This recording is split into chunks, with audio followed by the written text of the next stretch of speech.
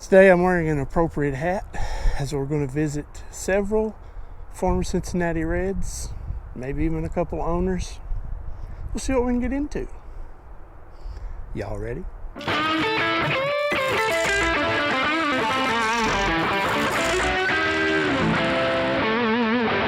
I'm going to start right here with David Russell Bell Jr.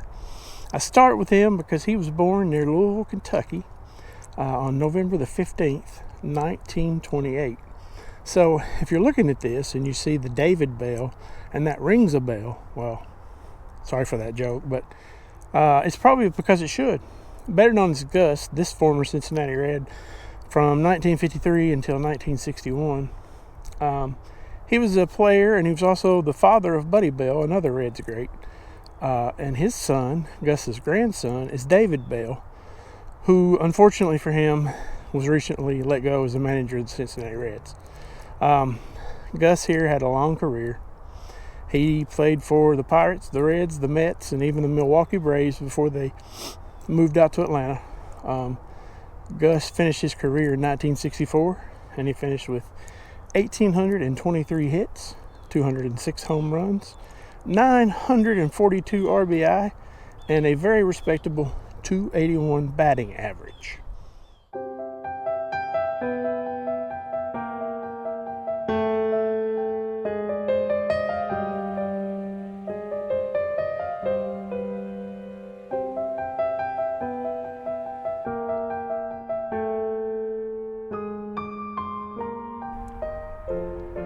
Next we find Big Clue, Ted Kluszewski. Got to do a little voiceover here. Some workers there at the cemetery needed access nearby, and I wasn't going to get in their way. Theodore Bernard Kluszewski. He was born September 10th, 1924, near Summit, Illinois. He passed away March the 29th, 1988, at age 63. Affectionately known as Big Clue, Kluszewski was the bopping home run hitter for the Cincinnati Reds from 1947 through 1957. After his time in Cincinnati, Big Clue would also suit up with the Pirates, the White Sox, and he ended his career as a Los Angeles Angel in 1961. While Kluszewski was best known for his massive biceps and monstrous home runs, I kind of knew him best for two different reasons. First was related to the biceps. Big arms are commonplace in sports nowadays, but using those big arms to kind of create a legendary look is a different thing. Ted cut off the sleeves of his jersey, and that was much to the chagrin of the Reds and Major League Baseball. Kluszewski's reasoning, though, was evident, and he had two choices: cut the sleeves or change his swing, and obviously he didn't change that swing. To the Big Clue statue. Notice the bulging bicep and the trimmed off jersey. And the second thing I was going to tell you about Mr. Kluszewski was he was the hitting coach for the 1975 and 1976 Cincinnati Reds. You probably know those teams as the Big Red Machine. How cool is that?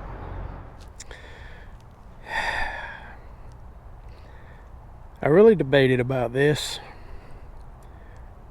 I'm going to try to be as nice as I can be, but there's some things that bother me about Miss Marge Schott here. So first I'll tell you a little story, and then I'll tell you why I don't like her.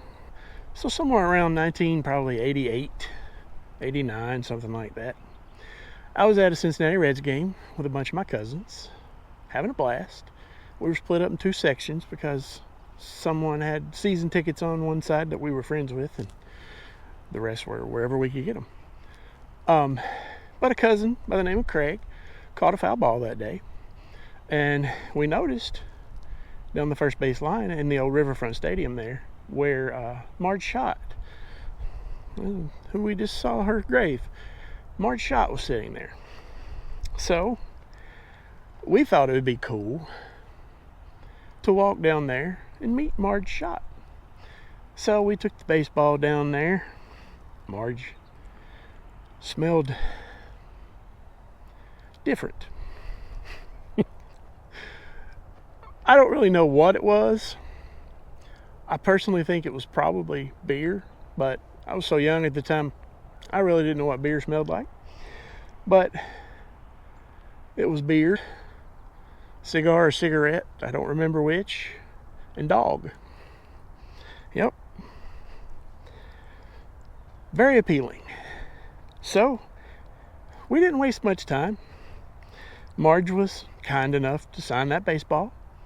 And the thing I remember most was she also signed it with a little dog paw for her dog Shotzi.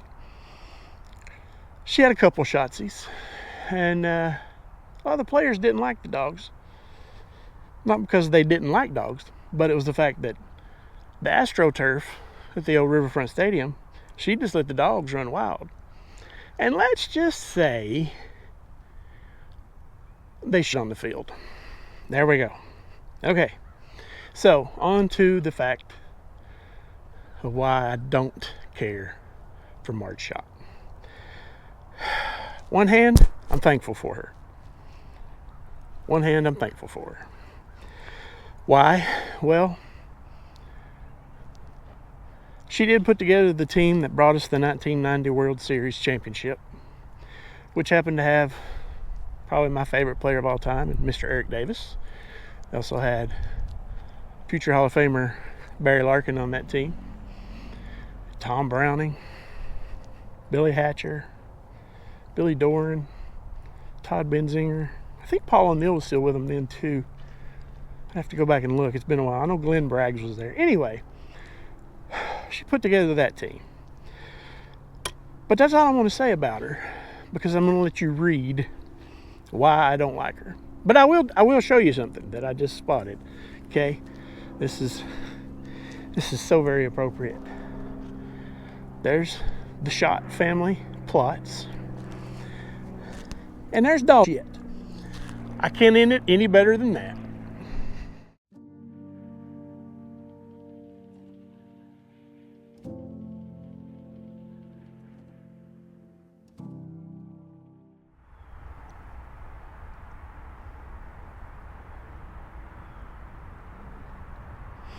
Mr. Joe Nuxhall, the old left-hander. Joe was a special individual. Joe Nuxhall is probably best known as the youngest player in Major League Baseball history. Just 15 years old, approaching his 16th birthday, Joe Nuxhall made his Major League debut for the Cincinnati Reds. And it didn't go well, as you can imagine, for a 15-year-old. He lasted 2 innings, or 2/3 of an inning, my apologies. And it would be several years before he would make it back to the major leagues. Joe had a pretty long career. He had decent stats. I think he still holds the record for most innings by a left-hander in Reds history. But pretty much as soon as he retired, he became a broadcaster. And for me, that's where I knew Joe Nuxhall. The old Riverfront Stadium, I saw him a few times. One time I had the opportunity to stop him, but I could tell in his face that he needed to get off of his feet. There was a bunch of planes. What in the world is going on here?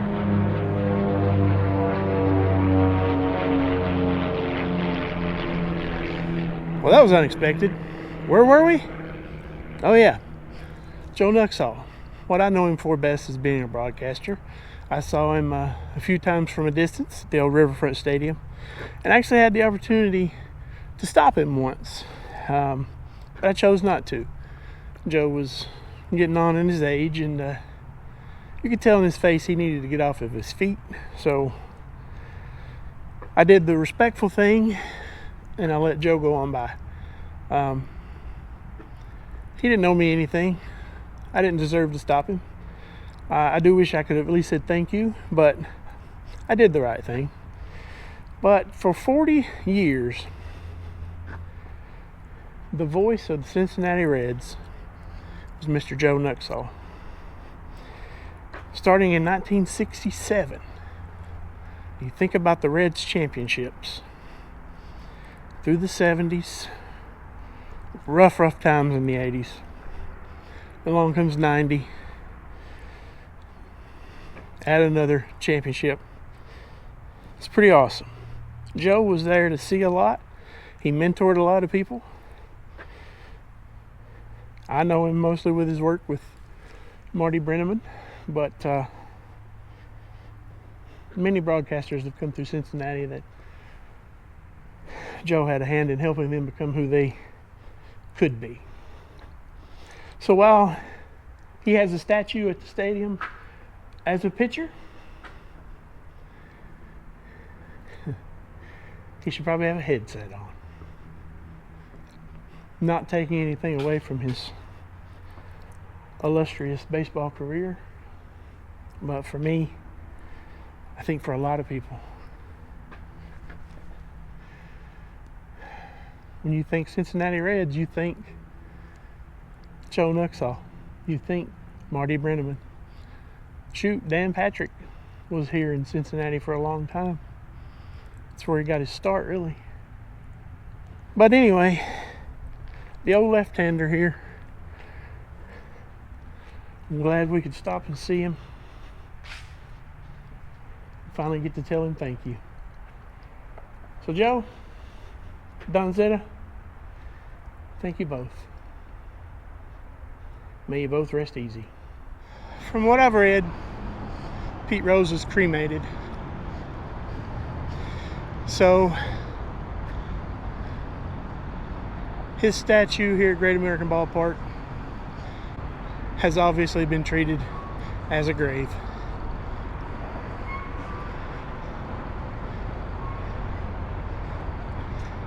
It's beautiful.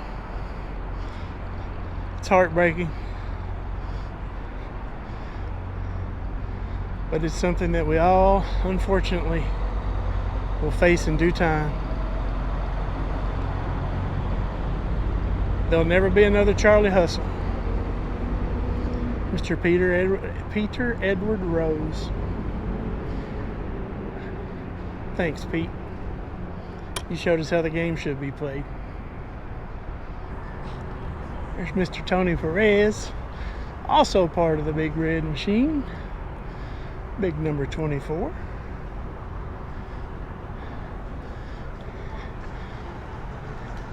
There's a Pete banner along the side of the team store. 14 forever. Mr. Frank Robinson. Mr. Ernie Lombardi.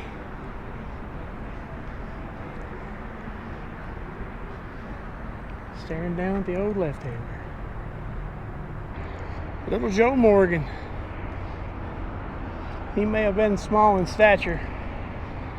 That bat held a wallop. He was one of the speediest dudes to ever play the game. And no trip to Great American Ballpark would be complete without the benchmark of greatness, Mr. Johnny Bench. Greatest catcher to ever play the game.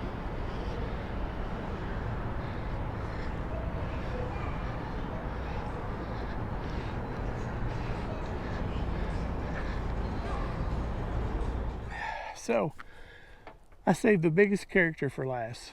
Thomas Leo Browning. He was born April 28th, 1960 in Casper, Wyoming. He left us December 19th, 2022 at the age of 62. Browning was drafted by the Reds. He made his debut in 1984. He was a staple in the rotation in 1985. He won 20 games as a rookie. He came in second for the National League Rookie of the Year.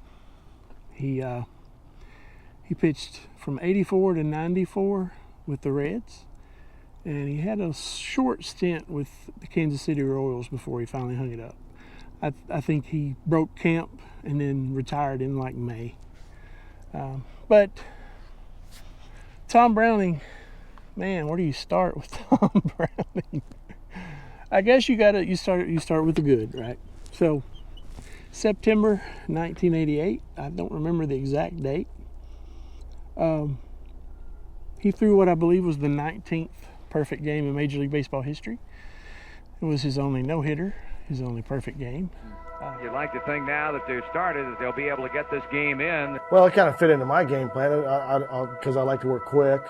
That's sitting 9 straight for Tom. He's probably one of the best I've ever played behind him, getting the ball, throwing the ball. I don't take much time. I think the first 5 innings we got done in about 40 minutes. For the 5th straight time, they go down in order, the Dodgers do. 1, 2, 3, 1, 2, 3, 1, 2, 3. And before you know it, it's like, in the 8th inning, they don't have a hit. They haven't had a base run. This could be something special. Well, here we go. Tom Browning enters the ninth, having retired 24 batters in a row. It was pretty impressive. He was perfect. Every pitch he made was perfect. Everybody was just kind of in awe.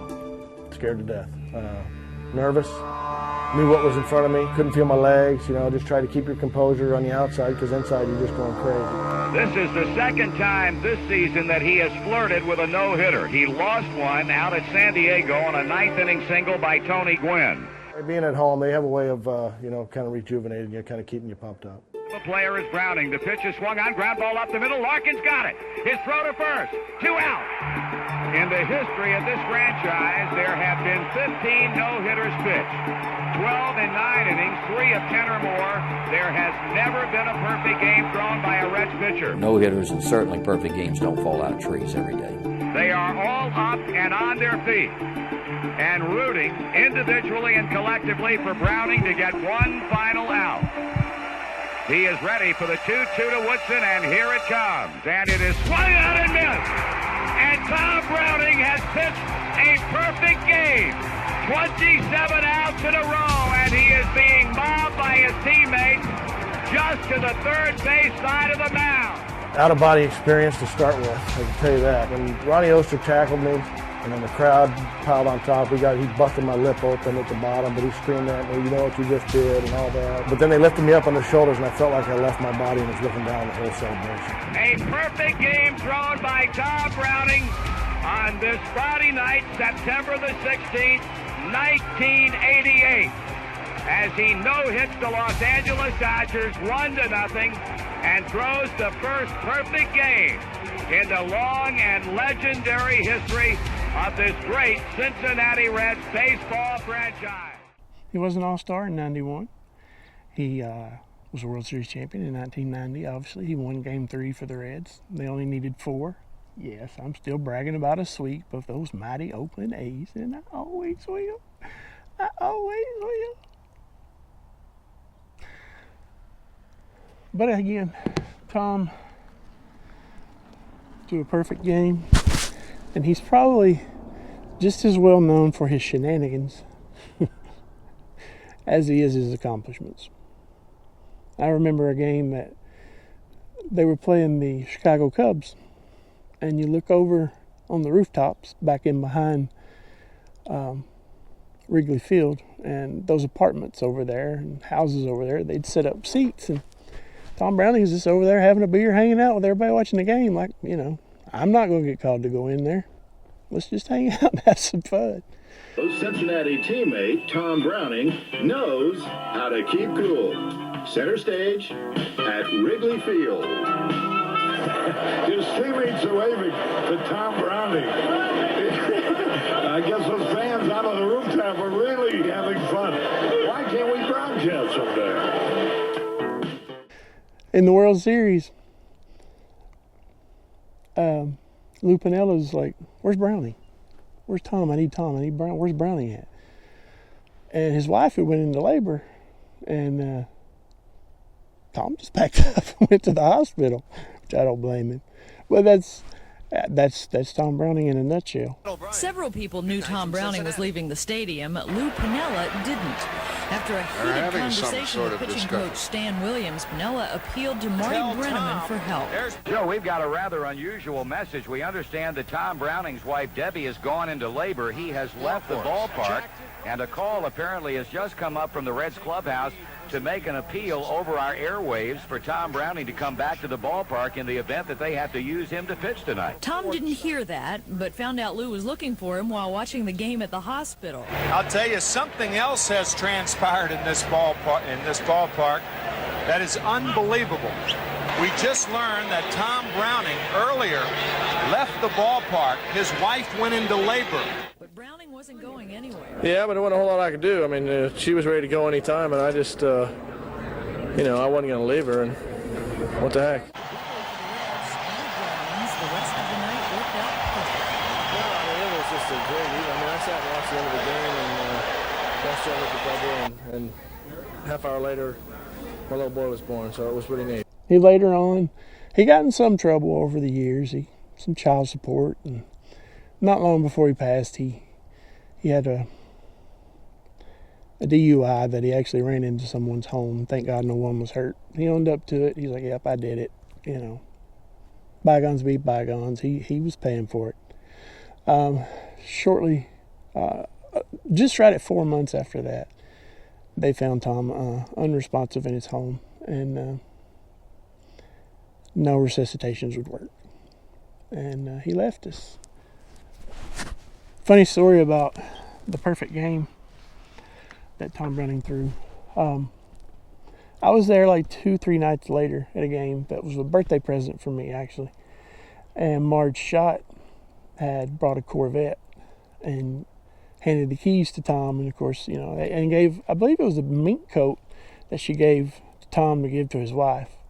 Of course, they made the victory lap all around the Riverfront Stadium, and it was cool to see.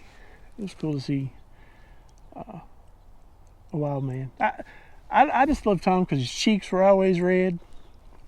That may have been some external beverages, I don't know. But his cheeks were always red, and he always had a huge chaw of tobacco in. I mean, when you think about a man's man, he's from Wyoming, he's out there pitching, he's spitting, and he was something special.